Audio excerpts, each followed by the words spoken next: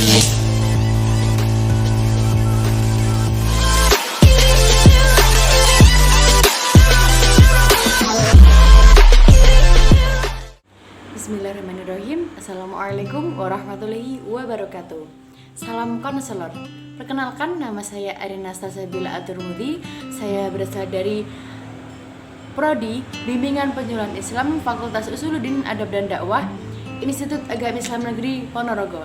Di sini saya akan mempresentasikan tugas saya, yaitu pada mata kuliah Psikologi Positif dengan judul Kebermaknaan Hidup atau Meaning of Life.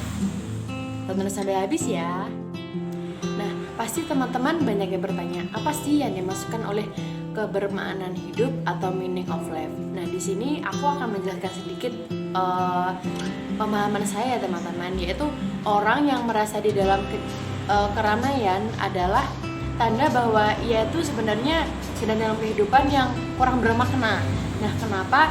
Hingga seolah orang yang berada di sampingnya itu tidak ada pengaruh apa-apa, meskipun dia tuh berada dalam keramaian maupun kesepian maupun dia bersama temannya, dia tuh tidak akan merasakan bahwa di sampingnya itu adalah seseorang yang bermakna dalam hidupnya, seakan-akan itu tadi tidak ada pengaruh apa-apa. Nah, sebaliknya, seseorang yang telah menemukan makna penting dalam hidupnya, maka ia akan selalu merasa tenang, terus nyaman, tentram, dan walaupun mereka berada dalam tempat kesepian.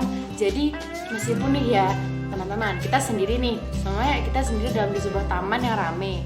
Nah, itu kan kita kan sepi ya sendiri, tapi dengan kita sudah mengetahui kebermaknaan hidup kita, maka kita tidak akan merasa kesepian dalam kesendirian itu. Jadi kita merasa tenang, tentram dengan kondisi kita yang seperti itu. Nah, hal ini ternyata menjadi pertanda bahwa makna kehidupan pada seseorang itu muncul tidak dengan dicari secara terus-menerus, namun juga melalui aktivitas sehari-hari dan juga karena sebuah pengalaman tertentu yang tidak dialami oleh orang lain. Jadi ketika kita bisa menemukan kebermaknaan hidup pada diri kita sendiri, maka selamat, Anda sudah mendapatkan mendapatkan ketenangan Anda.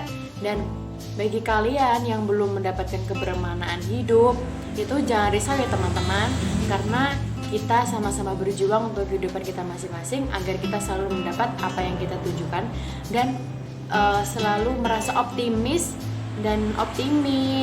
terus merasa bahwasannya kita itu tidak sendiri, namun kita tuh mempunyai banyak teman.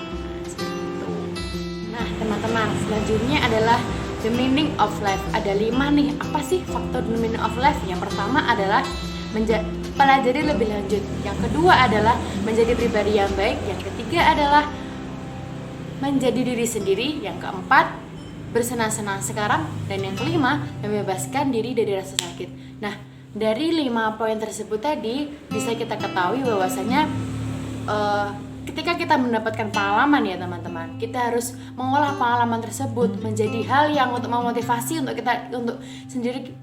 diri kita sendiri. Jadi ketika kita mendapati masalah selanjutnya, kita sudah mengalami pengalaman yang sebelumnya. Jadi, oh, aku sudah mengalami nih kejadian seperti ini. Jadi mungkin hal seperti ini yang akan aku selesaikan. Nah, seperti itu. Yang selanjutnya adalah menjadi pribadi yang baik. Nah, apa sih maksudnya dari menjadi pribadi yang baik? Nah, di sini dimana kita hidup dengan tidak menyakiti orang lain, terus kita tidak berkata buruk pada orang lain, terus kita tidak berpikiran negatif terhadap orang lain. Karena hal seperti itu ya teman-teman, ternyata itu dapat mengganggu pikiran sehat kita. Nah, itu akan mengganggu kebermaknaan hidup kita. Ketika kita tidak mencari kejelekan orang lain, maka kita juga akan tenang dengan posisi kita sekarang. Nah, seperti itu. Nah, selanjutnya adalah menjadi diri sendiri. Nah, apa sih maksudnya menjadi diri sendiri? Kalian tahu nggak apa yang namanya self love atau cintai diri sendiri? Nah, itu yang di sini dimaksudkan. Nah, di mana kita itu harus mencintai diri kita sendiri. Kita tuh juga sebelum kita membahagiakan orang lain, maka kita juga harus membahagiakan diri kita sendiri. Nah, dimana ketika kita sudah bahagia, maka energi positif itu akan muncul dan kita juga akan bisa memberikan efek bahagia kepada orang lain. Nah, selanjutnya adalah bersenang-senang sekarang. Nah, apa sih maksudnya bersenang-senang sekarang? Mungkin teman-teman pahamnya, aku bersenang-senang sekarang aja. Mungkin nanti ketika tua atau ketika masa nanti aku tinggal laya-laya gitu ya dalam bahasa Jawa. Nah, ternyata tidak teman-teman. Dan ternyata yang dimasukkan dari apa itu bersenang-senang sekarang, yaitu kita menikmati setiap proses yang kita alami sekarang. Jadi kita tidak perlu merisaukan bagaimana takdir kita selanjutnya, bagaimana esok, bagaimana nanti. Nah, kita menikmati apa yang kita perjuangkan, apa yang menjadi proses kita di masa sekarang. Karena apa? Karena Allah telah mentakdirkan apa yang terbaik untuk kita. Dan ketika kita ragu pada masa depan, itu berarti kita juga ragu pada takdir Allah. Nah, selanjutnya adalah yang terakhir adalah membebaskan diri dari rasa sakit. Nah, itu sama aja yang tadi ya, menjadi diri sendiri ataupun menjadi pribadi yang baik. Itu maksudnya adalah kita ketika mungkin ada yang tidak suka terhadap kita, ada yang tidak suka terhadap sifat kita ataupun karakter kita ataupun pemikiran kita. Nah, itu kita jadikan sebuah motivasi ya teman-teman, sebuah saran, sebuah kata-kata yang membangun untuk kedepannya, untuk kehidupan kita yang lebih baik. Karena ketika kita menjadikan cemoohan itu sebagai motivasi, sebagai energi untuk kita semakin berkembang, nah itu akan menjadi sebuah poin yang plus ya untuk kita ya teman-teman, agar kita tuh bisa merasakan kebermaknaan hidup tersebut tadi. Nah, ada seseorang nih yang mengatakan, apa sih kebermaknaan hidup itu pengertiannya?